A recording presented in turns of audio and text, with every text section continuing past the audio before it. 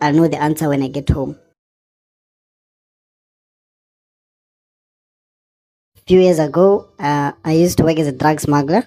I would smuggle drugs into different countries. We were known as the drug mules. I became a drug mule after I had no luck in finding a job. I had failed a few classes in my high school, so that led me to quitting school and then joining the illegal gang, doing illegal things like smuggling drugs. I succeeded twice with smuggling drugs into other countries, and on the third time, as I was smuggling some drugs into Nigeria, I was arrested. And when I was released, I wanted to go back into the drug world again because the money I was making was good money, and my life had transformed by just two hits. Now, by the way, we call it hits. There was something I wanted to do, so I knew that if I just make two more hits, I would be set free for the rest of my life.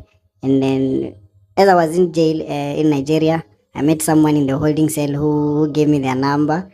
The person said to me that he deliberately or he gets arrested purposely just to see people in the holding cell, and then he gives them his number so that he can assist them with the luck or with the voodoos to get some money. He told me that he has an uncle who is a very powerful traditional healer, and then he can assist anyone in any trouble. He also gave me a small stone, and he told me to put it under my tongue. When I was going for my bail hearing, the judge will say what I wanted to hear. So when I got there, the rock was under my tongue, and then the judge did say what I wanted to hear. He gave me his Facebook name so that if I lose his numbers, I can find him easily on the Facebook. But something very weird happened. When the officers came to fetch me, I had the stone under my tongue, and suddenly everything changed. Obviously, I couldn't hear the language because it was a foreign language. But when I met him, uh, he told me to ask for a translator. As I was taken away by the policeman, the translator came, and then he asked me for my passport, and then he asked me why was I arrested. And the issue that I was arrested for was not a big issue, so I will be deported back into my country. I was shocked. Then remembered that the guy I was in the cell with said that everything I was arrested for will go away. And then afterwards, I have to contact him and tell him that I want to be rich because what I had done. And then I remember that the guy in the holding cell had told me that everything I wish to hear would be said to me. So after they deported me back to my country, uh, all the crimes, every crime that I had committed on the other side was wiped or was taken off my name. And then I had to contact the guy and communicate with him in order for him to get me to his uncle so that they can do their magic on me in order for me to get money. But to this day, I still think the guy was a ghost. When I was moved from my holding cell, I said goodbye, but the officers looked at me like I was crazy. Just that the language difference, I couldn't tell them who I was talking to because they couldn't see him. And then, anyway, when I got to South Africa, I was on the streets again the following day. The guy I met in the holding cell was forever on my mind, but something was holding me back from contacting him on Facebook.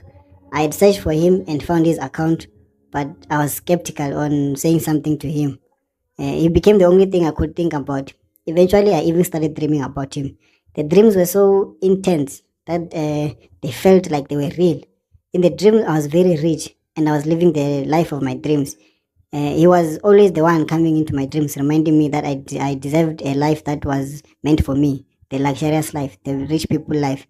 And I didn't know what to do, but I knew that if I contacted him on the Facebook account, I would get everything in order. This went on for about like 3 weeks or more until I decided that I should send the inbox and see what happens. Finally, I sent the message and I was replied with a location, a date, and then a time. And there were instructions telling me what to bring. So I got scared because now nothing was said to me after that. The scariest part was that the location was at a mountain. And we were once told that there's no coming back. And I don't have to mention the mountain or anything that's going to happen there to anyone. But it's somewhere in the north of South Africa. I'm not from the north part, but I've heard stories about the mountains there and then what happens. But I honestly, and I had faith in those people. So I went there for the initiation into, they call it Ugutwala. So we did that Ugutwala, and then they do something to your brain. You get to trust and believe everything they tell you. I mean, I didn't know like these people or anything that was happening there, but I knew that people I'm meeting up with are very dangerous and they're in a dangerous place.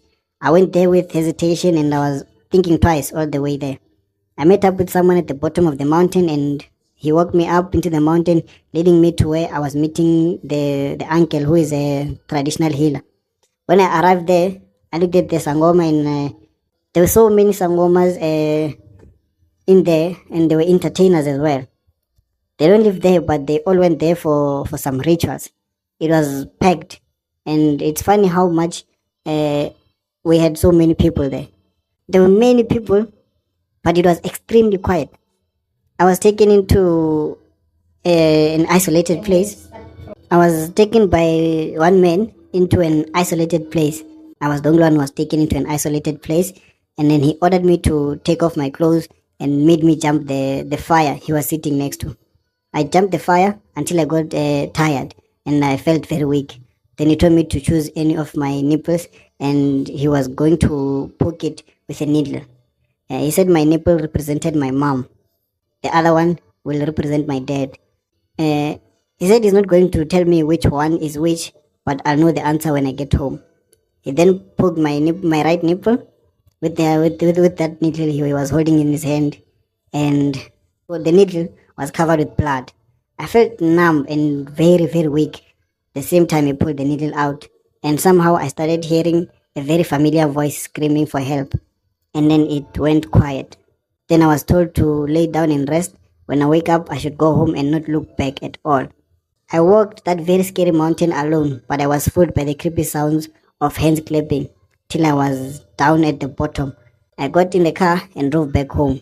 It is 9 hours of driving from where I was coming back home. So the entire time my phone was switched off. I couldn't use it there.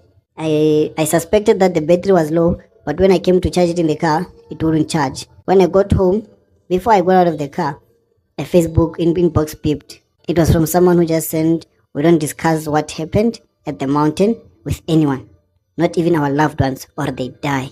It creeped me out and it made me wonder why my phone is suddenly on. When I got out of the car, I was hit by a sudden feeling of loneliness. When I walked into the house, I realized that my extended family members, all of them who didn't live far, were there. I knew right then and there that everyone came together, was there for a reason.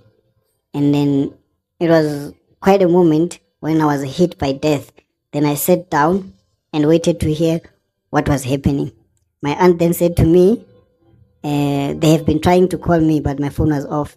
She further said my mom was bit by a snake on the nipple while they were in the fields harvesting. Apparently, my mom tripped and fell, and the snake bit her on the nipple, and she passed away on the spot.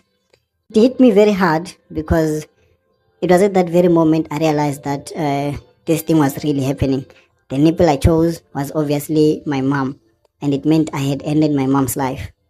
It was at that moment that I hated my life more than anything. My mom's funeral was the hardest thing I ever had to go through. It was very painful. I tried to be strong, but a part of me wanted to confess. I have disappointed and hurt my family before with the drug smuggling thing, so this would make them hate me without forgiveness. A few weeks after burying my mom, I received a very big bag of money. I woke up to an instruction that I should go to my mom's grave at night, and it must be exactly at midnight that I must go there, and there was a gift waiting for me. I did as the instruction said. I found a huge bag of money. The bag was the size of a coffin, and it was filled with money. Another instruction was that I have two options. I can use the money for whatever I want and not share with anyone, but I'd lose another family member when the money runs out, so I can get another share. Or I can share it with a total stranger, anyone I can meet on the street. Just a random giving. But giving that money to those people would be redirecting the sacrifice to them. This meant that me giving the money to random people, I would be giving death the direction to their homes. When the money runs out, death comes in.